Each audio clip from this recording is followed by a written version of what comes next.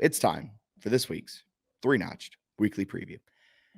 Hit the road, final time. They're finishing the season out with 4 straight road games. They won the 2 last weekend. They're getting ready for 2 this weekend against Georgia State and Coastal Carolina.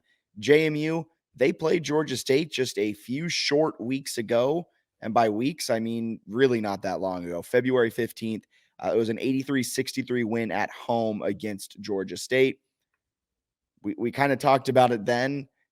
It's a favorable matchup. Georgia State has defense and offense. They're 204th in KenPom.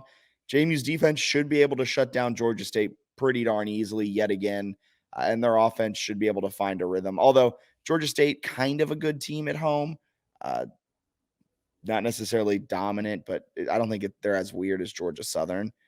Are you expecting anything crazy out of that game, or? Not really. This is kind of the one. I think this is the one that we pegged as like the Terrence Edwards ideal matchup, where like they can't force turnovers and defend twos. Yes. And he had 28 points last time, so it kind of feels like another one where.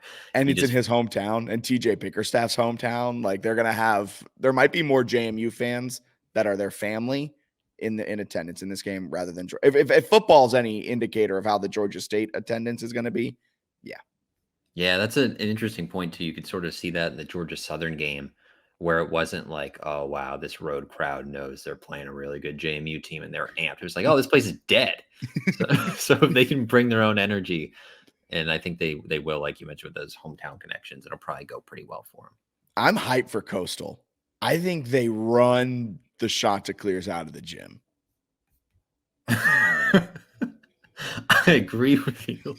I love that you're hyped for them to beat up. I'm just really excited to finish out football the last 2 years with just dominating wins over Coastal. And this year we can finish out the regular season sitting back and watching JMU take it to the Chanticleers yet again. Coastal's defense ranks 328th in the nation. They do nothing well. Coastal Carolina's offense ranks 272nd in the nation. They turn the ball over a lot. They don't shoot it well. They have a sub 50% effective field goal percentage. They don't shoot free throws well. They get stolen a lot. I mean, it's a perfect matchup. They've won 3 in a row at home. I don't care.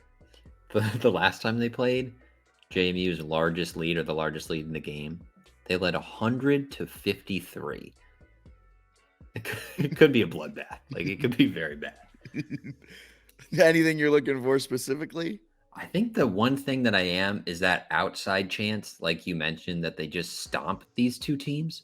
Like Georgia State, I think KenPom's got that as like an 8-point spread. If you win that one by 20, and Coastal Carolina, which has a 15-point spread, by like 30 or 40, you actually get kind of interesting going into Pensacola, where I think they would be included on the like most brackets would have them as like the near out. All right, let's buckle up.